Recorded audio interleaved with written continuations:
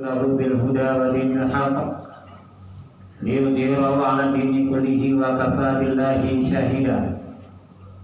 أشهد أن لا إله إلا الله إياه نعبد وإياه نستعين. محمد رسول الله صادق الوعد الأمين. اللهم صل وسلم وبارك على هذا النبي الكريم محمد وعلى آله وصحبه ومن تبعهم بإحسان إلى يوم الدين. أما بعد فيا عباد الله أوصيكم ونفسي بتقوى الله فقد فاز المتقون. اتقوا الله حق تقاته ولا تموتن إلا وأنتم مسلمون. قال الله تعالى في القرآن الكريم أعوذ بالله من الشيطان الرجيم بسم الله الرحمن الرحيم. وما محمد إلا رسول قد خلت من قبله الرسل أفإن مات أو قتل انقلبتم على أعقابكم ومن ينقلب على عقبيه فلن يضر الله شيئا وسيجزي الله الشاكرين. Sadaqallahul azim. Kaum muslimin jamaah yang dirahmati Allah Subhanahu wa taala. Pada sejenak kita bertafakkur seraya memuji Allah sekaligus bersyukur atas nikmat yang diberikan oleh Allah Subhanahu wa taala sampai hari ini. Kita masih diberikan kesehatan sehingga kita mampu untuk beraktivitas dalam kehidupan kita sehari-hari dalam rangka mewujudkan khalifatul ardh di muka bumi ini. Mudah-mudahan apa yang kita laksanakan pada hari ini kiranya dicatat oleh Allah Subhanahu wa taala sebagai tambahan amal soleh untuk kita semua. Amin ya rabbal alamin. Salawat dan salam tanpa pula kita berharap kepada Allah Subhanahu wa taala agar kiranya dapat disampaikan kepada junjungan kita Nabi Muhammad sallallahu alaihi wasallam dengan wasilahnya Allahumma shalli ala Muhammad wa ala Muhammad. Assalamualaikum ya Rasulullah. Assalamualaikum ya Habibullah. Mudah-mudahan kita tetap istiqomah dalam menjalankan risalah yang telah ditinggalkan oleh Rasulullah sallallahu alaihi wasallam berupa Al-Qur'an dan Sunnah sebagai panduan hidup bagi kita yang menuntun kita, yang mengarahkan kita kepada siratal mustaqim. Mudah-mudahan dengan demikian kita akan mendapatkan syafaat yaumul mahsyar nantinya. Amin ya rabbal alamin.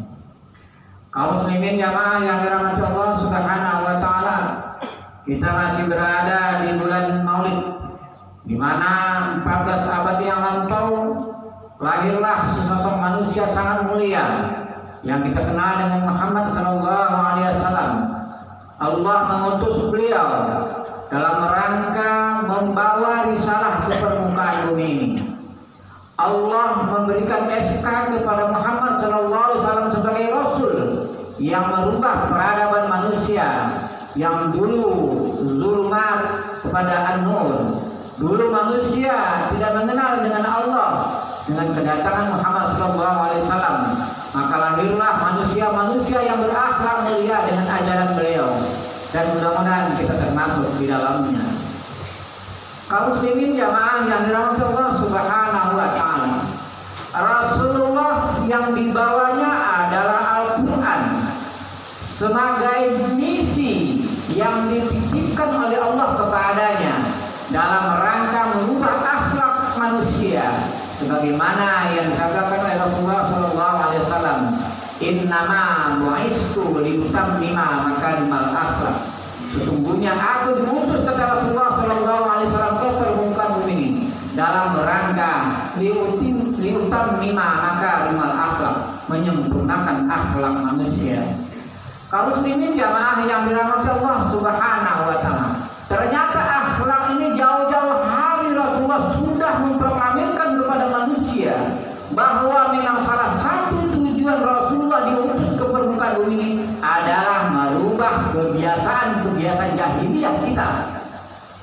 Yang dahulu mungkin kita sering dengan berbuat maksiat, dengan kemungkaran, dengan Islam yang kita miliki, kita sudah harusnya berhijrah kepada tuntunan yang benar. Siapa contohnya? Contohnya adalah Rasul.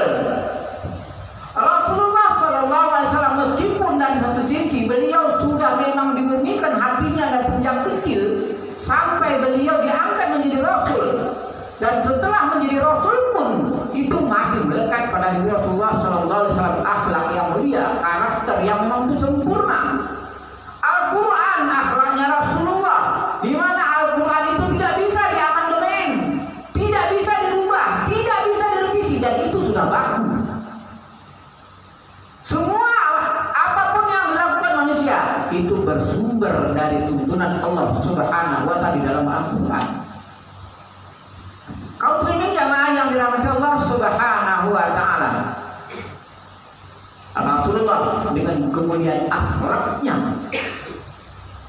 dengan kemuliaan tingkah lakunya, bukan hanya dipuji oleh orang-orang yang dekat dengan Rasulullah atau sahabat-sahabat ketika itu, tapi justru juga dipuji oleh orang-orang yang berseberangan dengan Rasulullah. Kenapa? Karena Rasulullah tidak pernah berbohong dalam kehidupannya.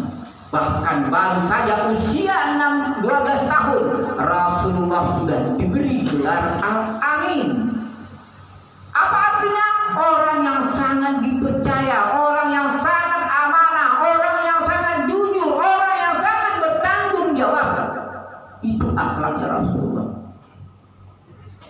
Maka kita sebagai generasi Rasul, sebagai generasi penerus risalah Rasul, harus bisa mencontoh apa yang telah diberikan oleh Rasulullah. Laqad kana lakum fi Rasulillahi uswatun hasanah. Rasulullah itu tauladan hasanah yang baik. Tidak ada contoh yang baik selain Rasulullah Sallallahu Alaihi Wasallam. Kita mungkin pernah membaca sebuah buku di mana bukunya berjudul 100 tokoh orang yang sangat berpengaruh di dunia. Urutan pertama adalah Muhammad Sallallahu Alaihi Wasallam. Bukan Nabi Isa, bukan Nabi Musa, tapi justru orang yang sangat berpengaruh di dunia. Dalam buku tersebut dikisahkan adalah Muhammad Sallallahu Alaihi Wasallam. Pun sudah mulia pun akhlak Rasulullah, tetap ada orang yang tidak senang, tetap ada orang yang usil, tetap ada orang yang menghujatnya, yang menghinanya, menjatuhkan karakternya, dan bermacam-macam cara dibuat oleh orang-orang yang tak senang kepada Rasulullah. Begitulah kondisi Islam pun hari ini. Jika kita benar-benar seperti mengamalkan apa yang dicontohkan oleh Rasulullah, tidak mustahil ocehan, cercaan, hinaan, bulian itu justru datang dari orang-orang yang terdekat dengan kita. Buktinya Rasulullah SAW, siapa yang membulinya? Abu Lahab. Ibrahim alaihissalam, siapa yang membulinya? Raja Namrud. Fir'aun dengan Musa. Jadi setiap orang yang mengamalkan Islam, mencontoh Rasulullah, itu tetap ada kalimat itu yang harus kita ketahui, bahwa ternyata untuk menuju jalan yang diridhoi oleh Allah bukanlah sesuatu yang gampang. Banyak ujiannya, banyak celahnya. Tetap orang mencari-cari kesalahan kita agar kita tidak dipandang oleh manusia yang lain. Kaum muslimin jamaah yang dirahmati Allah Subhanahu wa Ta'ala, apa itu akhlaknya Rasulullah yang pantas kita tiru? Kita mungkin sudah memahami berapa sifatnya Rasul. Rasulullah hanya 4 ini yang diamalkan Rasul, tidak lebih daripada itu. Yang pertama adalah sidq. Jika kita memiliki sifat sidq, Masya Allah, kemuliaan akan terangkat di permukaan ini. Apanya yang sidq pada diri Rasulullah? Sidq niatnya. Dan ini harus tadi. Artinya apapun yang kita lakukan hari ini, jika kita mencontoh Rasulullah dengan mengharap rahmat Allah Subhanahu wa Ta'ala, maka sidq niat ini yang harus kita luruskan. Kita bekerja bukan hanya semata-mata mencari nafkah, tapi dalam rangka menjalankan amanah, di mana amanah itu kita dulu yang mencarinya. Namun setelah kita diberikan amanah, jabatan, pangkat dan segala macam, terkadang manusia lupa yang dipikirannya hanyalah uang dan harta, padahal itu adalah amanah titipan Allah. Luruskan niat bahwa yang kita jalankan hari ini adalah dalam rangka menjalankan amanah. Toh jika kita tidak mampu, berdoalah kepada Allah Subhanahu wa taala dengan ungkapan, semoga Allah memandaikan saya dalam mengemban amanah suci ini. Insya Allah, Allah akan berikan kemudahan pada kita ketika kita menghadapi permasalahan. Simpel niat.